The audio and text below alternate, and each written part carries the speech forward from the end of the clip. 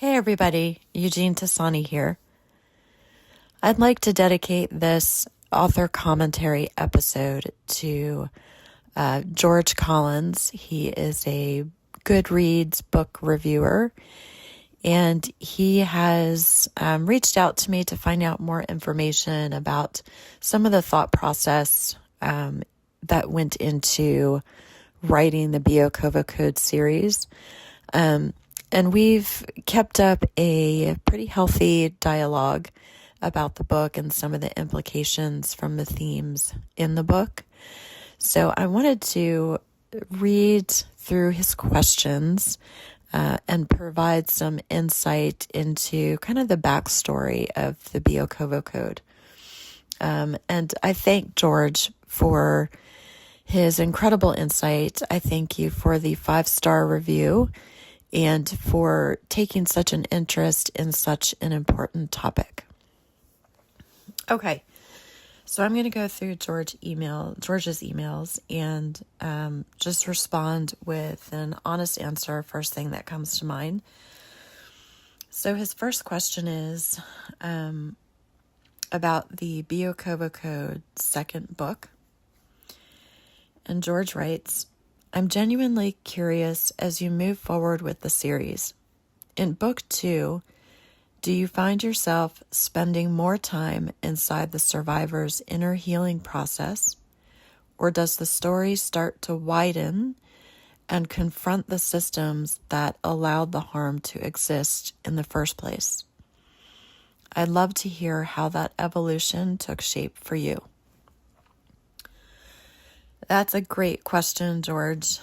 And the best way to respond is to talk about the spiritual aspect. Yes, I pay a lot of attention to the survivor's inner healing process, but that isn't necessarily translated in the book. That part of I don't know if you would call it a literary journey, but that part of the journey has actually transitioned into a nonprofit called Pietas Coalition. This is a nonprofit that I started last year, and it's dedicated to combating underage exploitation. So I have also read witness testimonies from various indictments, and have also paid attention to the movements and whereabouts of foster children during the coronavirus pandemic.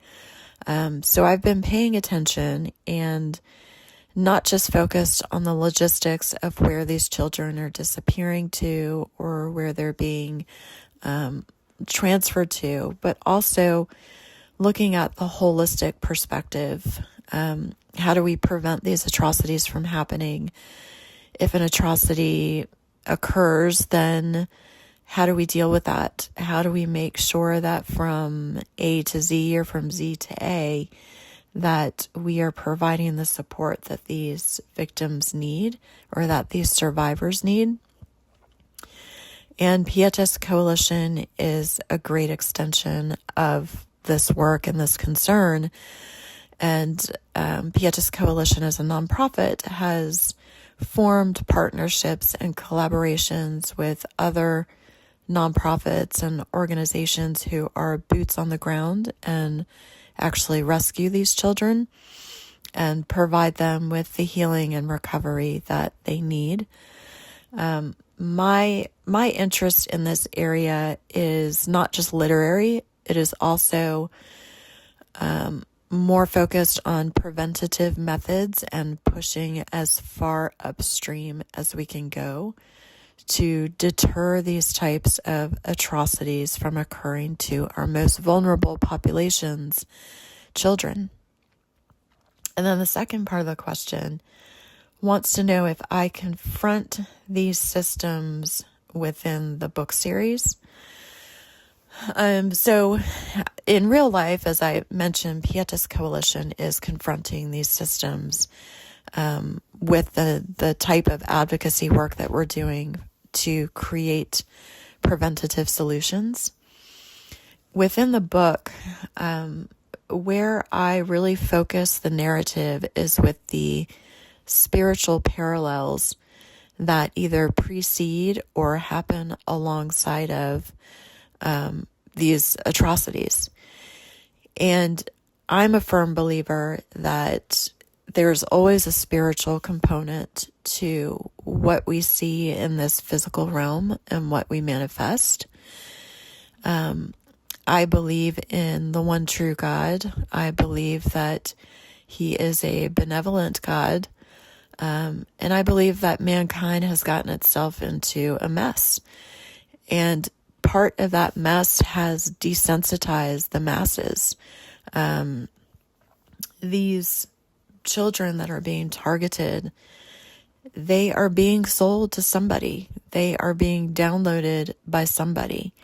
And when you look at the maps of where child sex abuse material is being downloaded, there are very dense populations within the United States that are accessing these materials. And so looking at the spiritual aspect that talks about we wrestle not against flesh and blood, but against powers and principalities and the evil wickedness that resides in high and I would say low places. We have to take that into consideration. What are the negative spiritual influences that are influencing people to perform these types of heinous activities? So that is something that I have attempted to delve into within the first book, kind of laying the groundwork for how the spiritual implications seep into reality. All right, George's next question. As the series expands its lens in book 2, I'd love to know, was there a particular moment or character dynamic that made you realize the story needed that broader narrative distance rather than staying inside a single voice? Yes, there was a specific moment. The discovery of Atlantis, spoiler alert, the discovery of Atlantis in the first book, at the end of the first book, really opened up a dialogue about how these ancient civilizations have affected modern technology, modern societies, and sometimes modern philosophies. So I wanted to widen the lens, as George states, and talk about a greater and bigger narrative.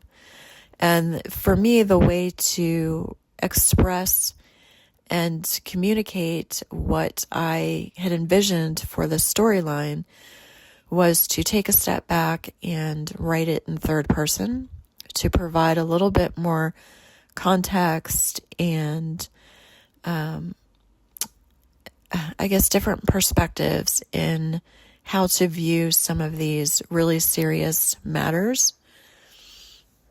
So I wanted to change the entire narrative for the second book and allow readers to really get a feel not just for my literary style, but also to understand more of the contextual environment for this entire storyline. All right, the next question. Out of curiosity, what was the most challenging part of writing this installment for you? Was it maintaining emotional continuity through the point of view change, or navigating the weight of a subject matter as the scope widened? So, the most challenging part of writing this installment was the number of characters that were introduced throughout both books, and also not just the number of characters, but how quick we moved into such a serious subject matter. I knew that I wanted to address certain spiritual and philosophical themes within the first book to really lay the foundation for these spiritual battles that would occur in the second book. And putting that much detail into the first book was really challenging. And I don't know how other authors' processes exist, but for me, it was a lot of writing down questions as I went through and reread the manuscript to make sure that I was catching all the blind spots, all the loopholes, all of the lingering queries that could either help a reader better understand the topic or could send them in a different direction, looking for a small detail, and then they miss the bigger picture. So I wanted to make sure that there was an accurate amount of detail without being overwhelming, and that was really challenging for the first book. Maintaining emotional continuity. I felt like there was more depth to the emotional elements in the second book. The first book, there's a lot of wit and there's a lot of almost like nostalgia. Whereas in the second book, the tone and the emotion really focuses on the impact of ancient societies and how they attempt to dupe the masses, and really trying to connect the reader with the seriousness of the subject, because as I mentioned in the first question, I think that the masses have become desensitized. We have seen so much genocide and trauma and sexual exploitation that nowadays people barely bat an eyelash when seeing these news headlines or hearing about somebody within their own circle of friends or family, because they hear about this stuff all the time. It's almost like it's becoming the normative. And I wanted to make sure that this narrative approaches these dark matters in a different way, in a way that piques curiosity rather than adding to the desensitization. As far as navigating the weight as the scope widened, that is also a delicate balance, because there's such heavy subject matter, and these are real atrocities that are happening around the world. And sometimes talking about it in a blunt way turns people off or makes their stomach churn, or there's this what I call the cloak of denial that kind of blocks people from understanding the level of evil and wickedness that is occurring in the world. And I think that part of the goal of the Biokovo Code series is to remove that cloak and reveal this theme in a way that resonates with people's humanity. And that's not an easy task. You have to, as an author, you have to balance the dialogue with the context and the descriptiveness to make sure that we're not lingering in one particular subject matter more than another subject matter, and making sure that there's always a silver lining of positivity and a positive outcome instead of just focusing on the bad and the doom and gloom. So yeah, navigating the weight of this topic was in and of itself a heavy lift.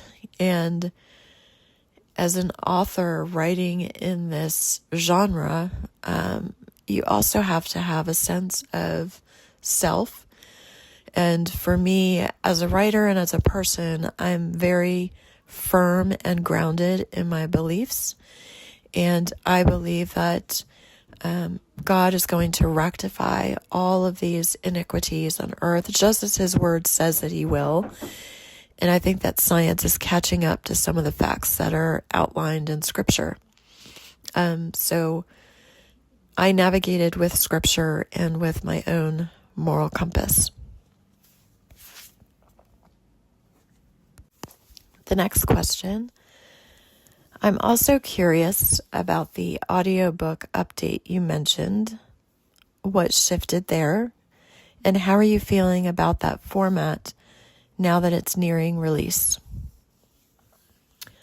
So a quick update, the audiobook is now available, and I've got a link in my bio.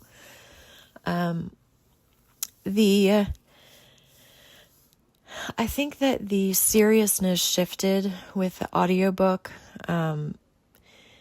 Hearing about these themes as opposed to just reading them and forming your own internal visual and dialogue, hearing the narrator's seriousness and intensity heightens the emotional response when listening to the book series. And I'm actually very happy about how the books have completed and how they sound. And I'm already thinking about writing the third book at some point this year in 2026 and translating that into an audiobook. And it's because I'm really pleased with how the audiobook sounds and the process itself, listening to how the narrator translates that dialogue into something that's meaningful and impactful is such an important part of the process. The next question. I'm curious, now that both books exist in audio form, does hearing the narration change how you experience the story? Yes, I would say that the audio narration changes the story for me because now I can hear the context from a different point of view, and I can hear where some of the pain points are in the narrator's voice and how they focus on some of the intonations and inflections throughout the book. So yes, I definitely experience the story that I wrote in a different way while listening to a narrator. All right, George's next question. The detail about the nuanced sighs and anxious undertones tells me the narrator didn't simply perform the text, they stepped inside it. And prioritizing a Southern accent for mood, that's not whimsy, that's an intentional atmosphere. Yes, so I wanted to make sure that for this project, for this audiobook project, we selected a narrator with a Southern accent because Jet Heike's character is from South Carolina, and you can tell right from the start of the book that she refers to her family members as Mima and Papa, and that's a very Southern context. All right, George's next question. I'm curious, when you first listened to the completed audiobook, was there a particular moment that landed differently than it did when you originally wrote it? Oh gosh, that's such a good question, George. I think there were numerous areas where how I wrote the text sounded a little bit different. Not good or bad, or better or worse, just different. No, let me walk that statement back. I think there were some areas that actually sounded better hearing them from a narration, especially with a legitimate Southern accent. As you can tell, I do not speak with a deep Southern accent. There are some phrases and words where I might have a little bit of Southern twang. But having somebody with a genuine Southern accent, for me, brought home some of the quirkiness in some of the dialogue, and also the care and concern. For some reason, hearing a narrator put so much emphasis into the concerning parts of the dialogue that talk about rescuing children just makes the dialogue sound more warm and caring. And I think that's just kind of an understatement for the Southern accent in general. I think a lot of people, whether right or wrong, presume that Southern states within the United States are more hospitable. And so that lends itself to the authenticity of the narrator actually caring about what she's reading. And that care transitions to the reader, and really taps into their emotional connection. All right, the next question. And as the books continue to expand into new formats, how are you currently approaching visibility for them, especially within the Christian audiences you mentioned earlier? I'd love to understand how you're thinking about reaching the readers you most hope will encounter this message. Oh gosh. And I'm exasperated because it's such a deep spiritual question. And I'm a little bit exhausted, but this really is a deep spiritual question and a good question. I believe that the Holy Spirit directs people to this story who need to hear the story. And I'm a huge proponent of organic growth. So I am introducing this to Christian audiences just via word of mouth.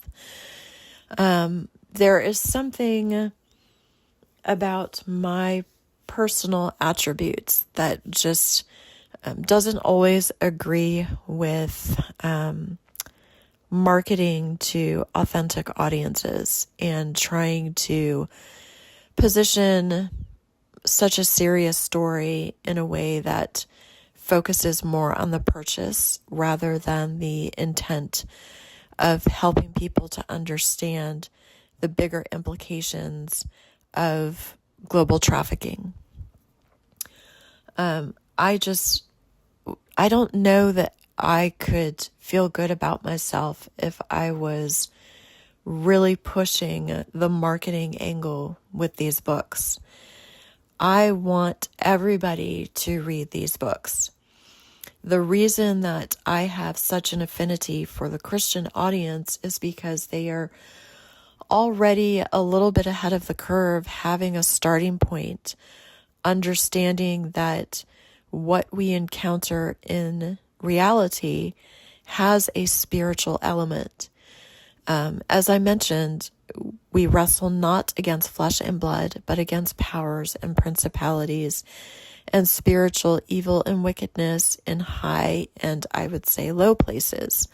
And so having that foundational understanding helps them to more quickly grasp the seriousness of the problem and address it in ways in their congregations and in their ministries to really take a part in the preventative movement. And that is my biggest hope for the organic growth, is that these books land in the correct environments and the correct intentions. The next question. And as the books continue to expand into new formats, how are you currently approaching visibility for them, especially within the Christian audiences you mentioned earlier? I think I've just answered that question with organic growth and word of mouth growth. I actually love creative, so I don't mind putting together like creative trailers that I can post on social media. What I don't want to do is to really hit certain audiences hard with marketing jargon. I don't think that would be authentic, and I really want to keep this story as genuine as possible. Next question. I believe the campfire scene toward the end of the book landed differently than what I think this was me responding to him. Sorry. And I'm not going to edit this commentary. Let's see.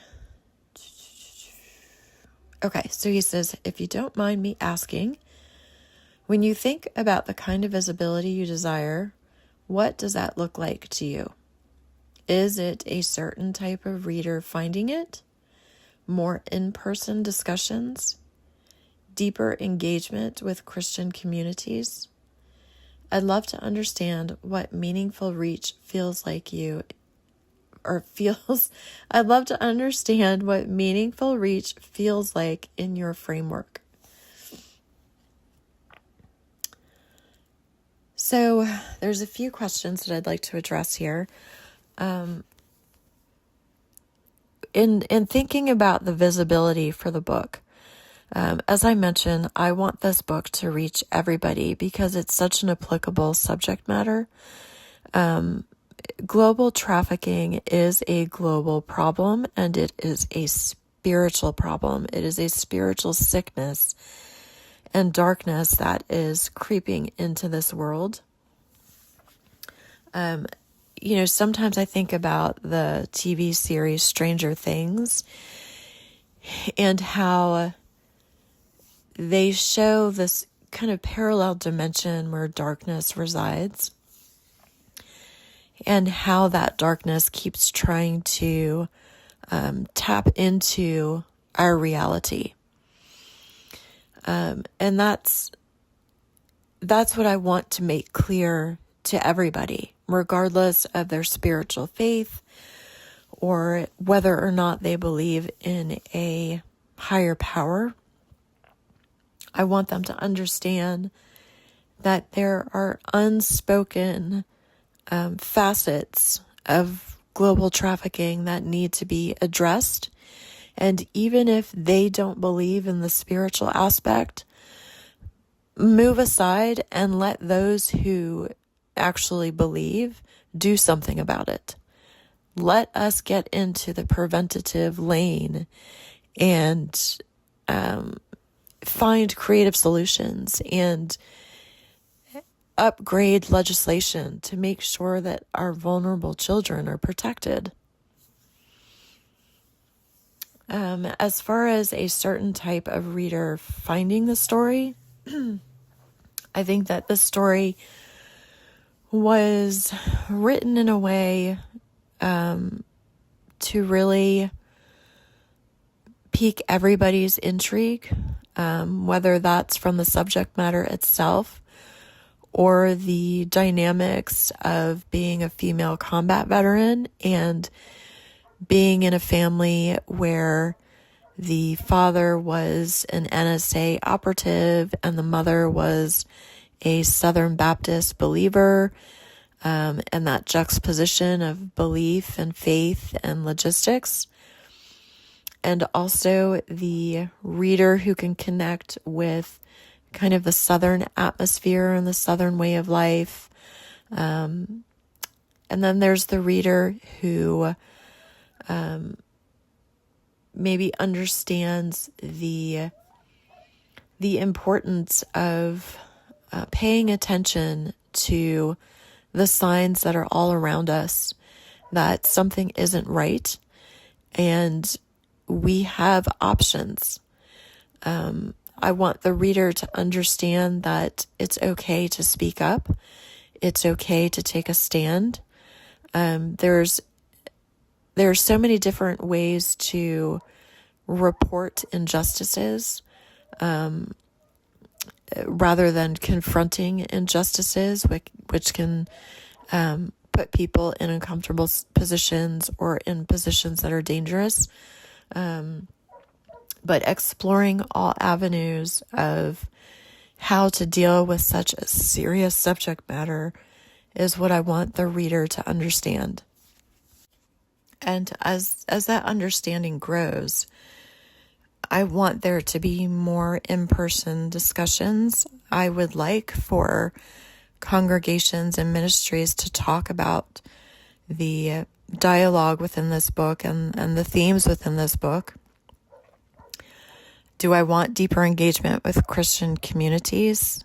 Yeah, I think that that's ideal because, like I mentioned, they have a strong spiritual foundation, a great starting point. So I think that it makes sense to have deeper engagement with communities who understand the topic and maybe understand how to approach the topic within their communities. And then for me, meaningful reach feels like authenticity. When I can talk about the book and the themes within the book and not feel like it's a forced conversation, and the person that I'm talking to, whether through narration or through the words on the page, if the person that I'm talking to understands the priority of protecting our most vulnerable populations, then to me that's meaningful reach. And even if I just resonate with one person who understands the implications of global trafficking and the sickness and how it's this darkness that is impacting our world, and wants to do something about it, then that to me is a huge accomplishment, more than any award. And I believe that was George's last question, at least for now, or at most for now. And I want to thank the readers and the listeners. Thank you for hearing the commentary, and I hope that what we discuss within commentary can provide more context and deeper understanding.